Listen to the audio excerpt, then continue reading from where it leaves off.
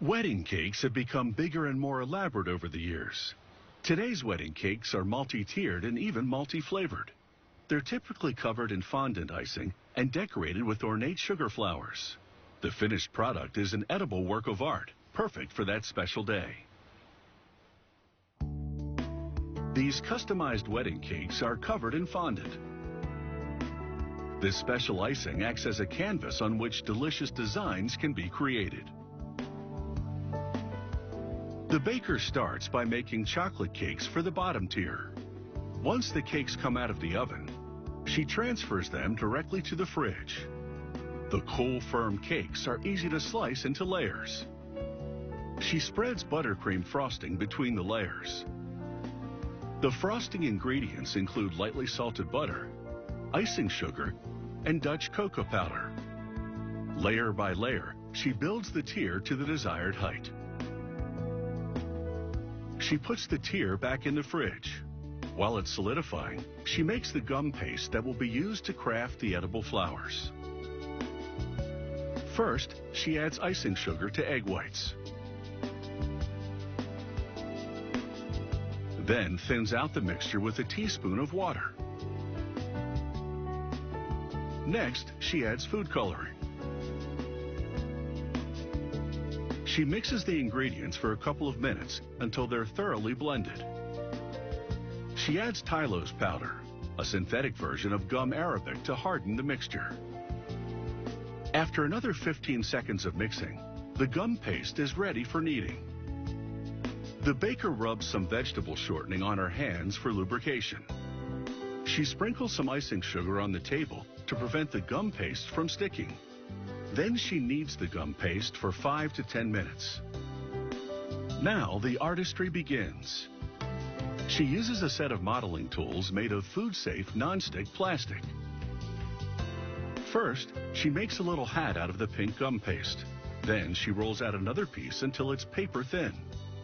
The baker uses a gum paste cutter to cut out several teardrop shapes. One at a time, she lays the teardrops out on a hard foam mat. She thins and curls the edges with a ball-tipped modeling tool to create a natural-looking rose petal. Then she switches to a scribe tool. She curls back the edges to make the petal even more lifelike. Then she applies tasteless edible glue. She adheres the first petal onto the point of the gum paste hat. She wraps it all the way around to create the center of the rose.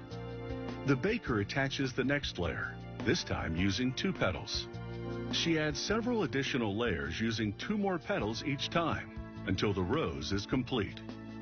She snips off the base of the hat, then lets the glue dry for 15 minutes.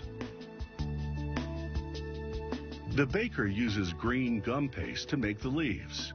She rolls the paste thicker at the base and thinner at the top. Then she presses the sheet against the top of the board to produce vertical veins. She centers her leaf-shaped cutter over one of the veins and cuts out a leaf.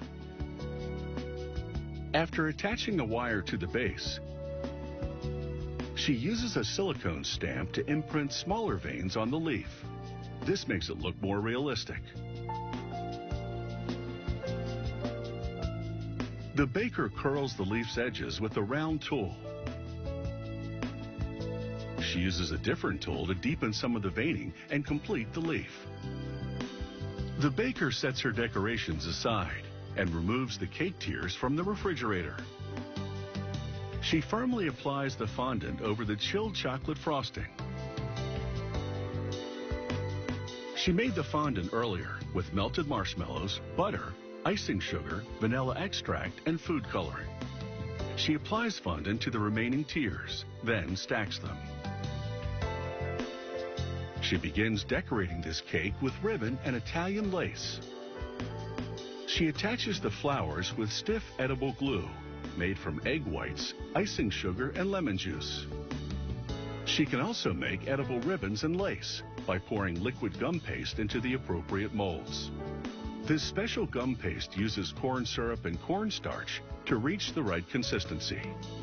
A magnificent custom-made cake is designed to be a showpiece at the wedding reception.